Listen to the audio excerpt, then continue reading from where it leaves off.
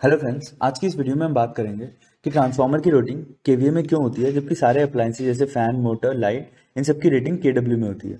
KVA को हम बोलते हैं किलो वोल्ट एम्पेयर और इसमें हम वोल्टेज और करंट को मल्टीप्लाई करते हैं, और केडब्ल्यू को बोलते हैं हम किलो वॉट और इसमें हम वोल्टेज, करंट और पावर फैक्टर को मल्टीप्लाई करते हैं।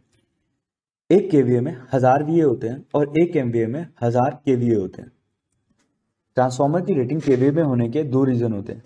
पहला रीजन, ट्रांसफार्मर में जो लॉसेज होते हैं, ट्रांसफार्मर में दो लॉसेज होते हैं, एक कॉपर लॉस और एक core loss. Copper loss depend करता है करंट पे। जब ट्रांसफार्मर की वाइंडिंग में से करंट फ्लो होता है, ट्रांसफार्मर की वाइंडिंग का जो रेजिस्टेंस होता है उसकी वजह से हीट प्रोड्यूस होता है।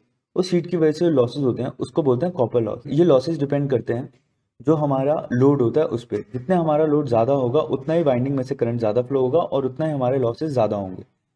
दूसरा आता है हमारा कोर लॉस। कोर लॉस को हम कांस्टेंट लॉस भी बोलते हैं क्योंकि ये डिपेंड करते हैं वोल्टेज पे।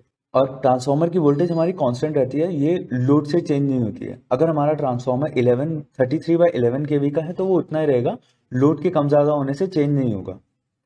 ये लॉसेज होने का रीज़न होता है जब ट्रांसफार्मर में से एसी करंट फ्लो होता है तो उसकी कोर और बार बार डीमैग्नेटाइज और मैग्नेटाइज होने की वजह से ट्रांसफार्मर की कोर में हीट प्रोड्यूस होती है और इस हीट की वजह से कोर लॉसेज होते हैं। तो आपने देखा कि जो ट्रांसफार्मर में लॉसेज हो रहे हैं ये दो रीजन से हो रहे हैं, एक वोल्टेज की वजह से और एक एम्पेयर की वजह से, ना कि इनके बीच में कोई फेज एंगल बन रहा है उसकी वजह से। अब अगर इनके बीच में कोई फेज एंगल नहीं बन रहा है तो ट्रांसफार्मर जो है वो इंडिपेंडेंट है पावर फैक्टर से, मतलब उस पर पावर फैक्टर का कोई भी इम्पैक्ट नहीं है। अगर पावर फैक्टर का कोई इम्पैक्ट नहीं है इसलिए उसकी जो पावर का यूनिट है वो केवीए में होता है। दूसरा हमारा रीजन है जब ट्रांसफार्मर मैन्युफैक्चरिंग एंड पे बनने के लिए जाता है, या जब ट्रांसफार्मर मैन्युफैक्चरर ट्रांसफार्मर को डिजाइन करता है तो उसको नहीं पता है कि उस पर लोड क्या आने वाला है, उस पर इंडक्टिव लोड आने वाला है, उस पर कैपेसिटिव लोड आने वाला है या उस पर रेजिस्टिव लोड आने वाला है, कि उसका जो पावर फैक्टर है वो यूनिटी पावर फैक्टर है, लैगिंग पावर फैक्टर है, लीडिंग पावर फैक्टर है। तो अब जब मैन्युफैक्चरर को नहीं पता है तो वो इस हिसाब से डिजाइन करता है कि उस पर कोई भी लोड आ सकता है। इसीलिए जब मैन्युफैक्चरर ट्रांसफार्मर डिजाइन कर रहा है तो इस हिसाब से डिजाइन कर रहा है कि उस पर कोई भी लोड आ सकता है। इसीलिए जो उसकी रेटिंग है वो इंडिपेंडेंट ऑफ पावर फैक्टर होती है, विच मीन्स कि उसकी जो रेटिंग है वो केवीए में होती है। तो अब ये दो रीजन है कि ट्रांसफार्मर की जो रेटिंग है, पहला रीजन उसके लॉसेस जो है वो करंट और वोल्टेज में हो रहे हैं, ना कि उनके बीच में कोई फेज एंगल बढ़ रहा है उसकी वजह से, तो उनमें कोई पावर फैक्टर नहीं आ रहा है। पहला रीजन ये था, तो इसीलिए उसकी रेटिंग केवीए में होती है।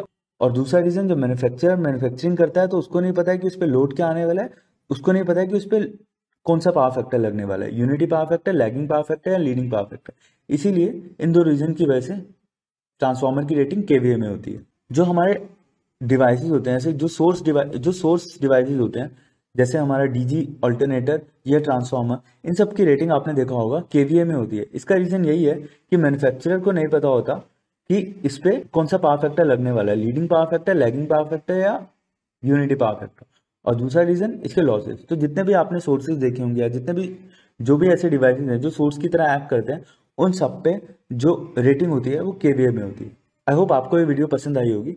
इस वीडियो से रिलेटेड आपके पास कोई भी क्वेश्चन है तो आप कमेंट बॉक्स में पूछ सकते हैं। वीडियो देखने के लिए धन्यवाद।